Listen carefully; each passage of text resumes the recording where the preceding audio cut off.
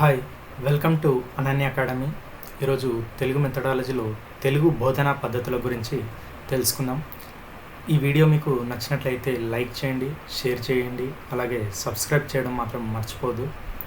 అలాగే ఈ వీడియో డిస్క్రిప్షన్లో మీకు తెలుగు మెథడాలజీకి సంబంధించిన టెట్ పేపర్ 1 అండ్ పేపర్ 2కి సంబంధించిన టెస్ట్ లింకులు కూడా ఇవ్వడం జరిగింది. వీలైతే మీ స్కోర్ను ఇంప్రూవ్ చేసుకోవడానికి యూజ్ చేసుకోగలరు. ఫస్ట్ క్వశ్చన్: ఏ భాషా సాహిత్యంలోనైనా ఇతర ప్రక్రియల కంటే విశిష్టమైన స్థానం పొందింది?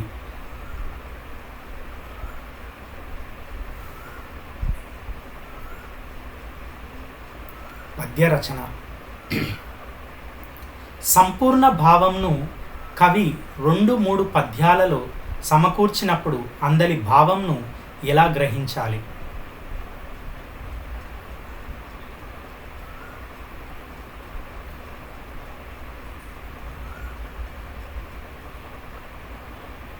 ఆ పద్యాలన్నీ ఒక యూనిట్గా.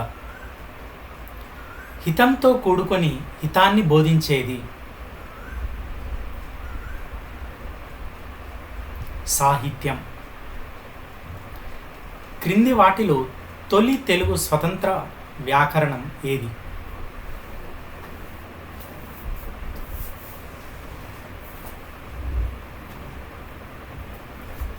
ఆంధ్ర భాషాభూషణం. ఆంధ్ర భాషాభూషణం అను వ్యాకరణ శాస్త్ర గ్రంథాన్ని రచించింది.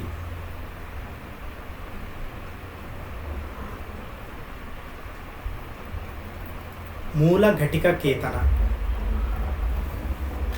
పూర్ణ పద్ధతి ఏ దశకు ఉత్తమమైంది?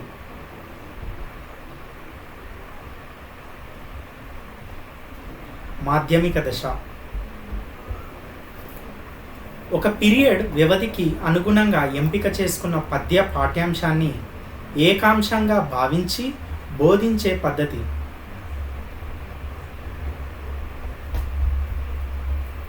పూర్ణ పద్ధతి. అక్షర రమ్యతకు దేని యందు అవకాశం ఎక్కువ?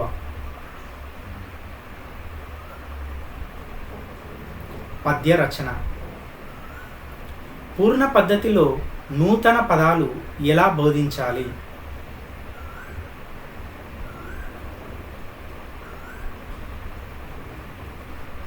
పద పద్ధతి ద్వారా. పద్యమును ఖండములుగా చేసి చెప్పడం వల్ల విద్యార్థులు ఏమి కోల్పోతారు?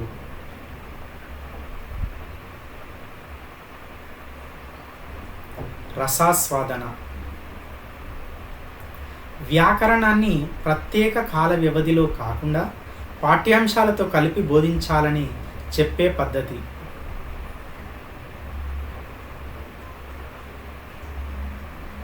ప్రయోగ పద్ధతి. విద్యార్థులు పాఠ్య బోధనలో ఉత్సాహంగా, చురుకుగా ఆలోచిస్తూ అవగాహన చేసుకుంటూ భాగస్వాములయ్యే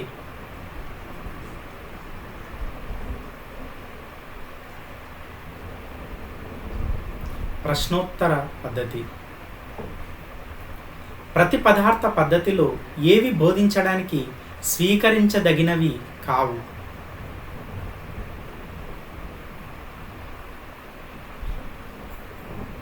ఇవన్నీ అంటే అతి దీర్ఘమైన పద్యాలు, క్లిష్టమైన పద్యాలు, సమాసభూయిష్టమైన పద్యాలు.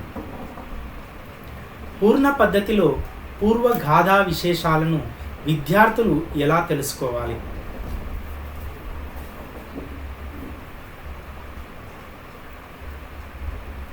విద్యార్థులే స్వయంగా గ్రహించేలా చేయాలి.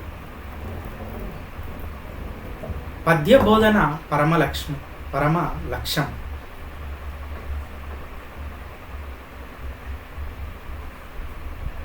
రసానుభూతి. కవి పరిచయ పట్టికలోని అంశాలకు విద్యార్థులకు వివరించి వాటిని ఎక్కడ రాయాలి?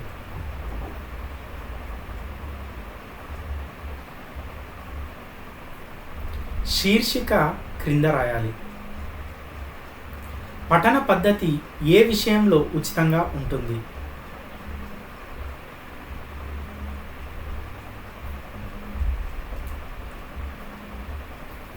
నాటక ప్రబంధాలు తెలిసిన విద్వాంసుల విషయంలో అనేక ఉపసోపానములు గలది.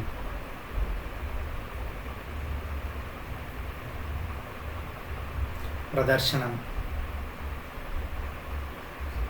విద్యార్థుల ప్రమేయాన్ని, భాగస్వామ్యాన్ని ప్రప్రథమంగా పద్య బోధనలో ఆహ్వానించున్నది.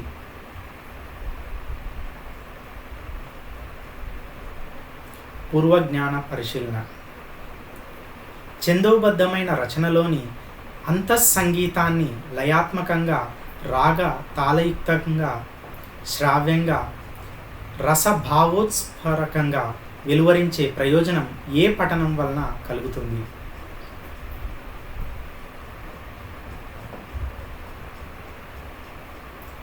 విద్యార్థుల ప్రకాశ పఠనం వలన.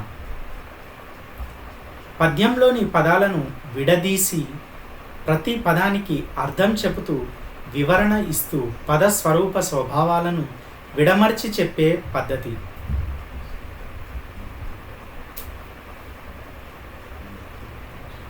ఖండ పద్ధతి.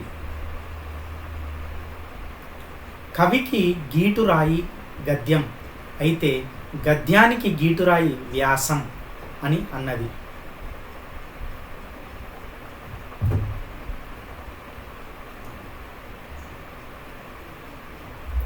ఆచార్య రామచంద్ర శుక్ల.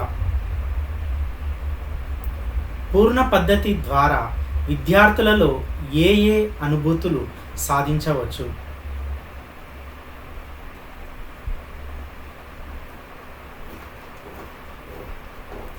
ఆనందానుభూతి.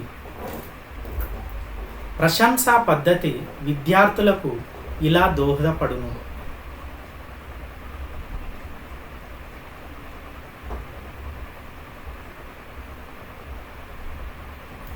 మహాకవుల పట్ల గౌరవ అభిమానములు పెంపొందించుట.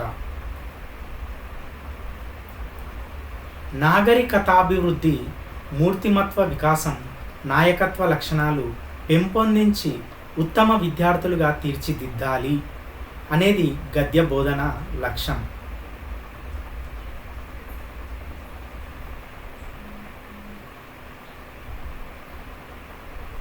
లక్ష్మణ స్వామి మొదలియార్.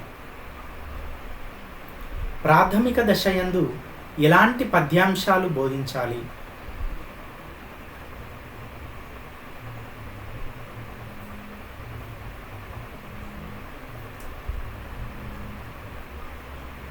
ఇవన్నీ అంటే అభినయ గేయాలు, బాలగేయాలు, చిన్న చిన్న ద్విపదులు, కథాత్మక గేయాలు, నీతి పద్యాలు, శతక పద్యాలు, భక్తి గేయాలు, జానపద గీతాలు, ఇవన్నీ కూడా.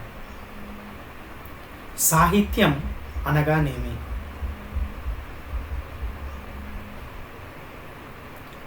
పైవన్నీ అంటే హితంతో కూడింది, శ్రేయస్సు, మేలు, పురోభివృద్ధి. ప్రశ్నోత్తర పద్ధతి విద్యార్థులలో ఏ శక్తిని పెంపొందించును?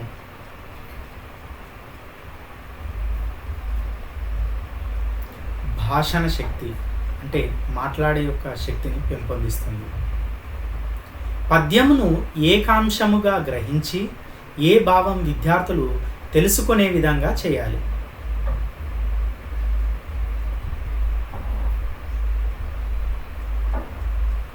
స్థూలార్థ భావం. మనస్తత్వ శాస్త్రమునకు విరుద్ధమైన అంశం.